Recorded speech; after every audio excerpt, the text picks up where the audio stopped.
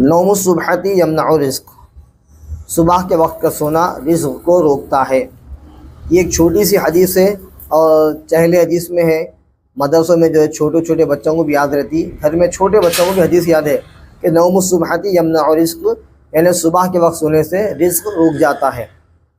یہ حدیث شریف صرف پڑھ کے اس کو یاد کر لینا نہیں ہے۔ اب آج کل آپ دیکھیے لوگ پریشان ہیں کہ جو ہے کاروبار میں ترقی نہیں ہو رہی، گھر میں خیر و برکت نہیں ہے، رزق میں برکت نہیں ہے، ہمارے جتنا کمائے مصاب سب خرچہ ہو جا رہا، کوئی برکت ہی نہیں ہے۔ تو میرے بھائی برکت کس میں ہے وہ دیکھیے۔ وظائف پڑھنے سے آپ کو فائدہ ضرور ہوگا، لیکن سرکار کی جو حدیث ہے آپ اس پہ عمل کیجئے کہ صبح کے وقت سونے سے رزق رک جاتا ہے۔ ایک تو فجر میں اٹھنا ہے، آپ کو نماز پڑھنا ہے، فرض چھوڑ دے رہے ہیں آپ، اور دوسرے جو ہے سرکار کا فرمان ہے کہ صبح نہیں اٹھیں گے تو رزق نہیں ملیں گا۔ اگر آپ کو اللہ دے رہا ہے رزق، فجر میں سو جا رہے ہیں آپ، اس کے باوجود بھی آپ کو رزق مل رہا، تو یہ اللہ کی رحمت ہے، سرکار کا صدقہ ہے۔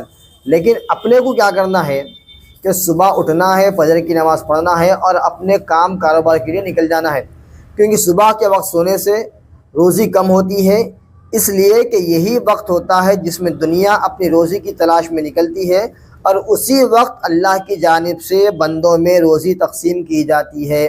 یعنی جو صبح میں اٹھ گیا انہیں رزق پا لیا، سمجھے آپ۔ حضرت عبداللہ بن عباس رضی اللہ عنہما اپنے ایک صاحبزادے کو دیکھے جو صبح کے وقت سو گئے تھے، تو انہوں نے اپنے بیٹے کو یہ کہہ کر اٹھایا کہ اٹھو، تم ایسے وقت سو رہے ہو جب رزق تقسیم ہوتا ہے۔ یہ صحابہ کا بھی معمول تھا، پھر سرکار کی حکم بھی ہے، حدیث شریف میں ہے کہ صبح کے وقت اٹھنا ہے ورنہ رزق رک جاتا ہے۔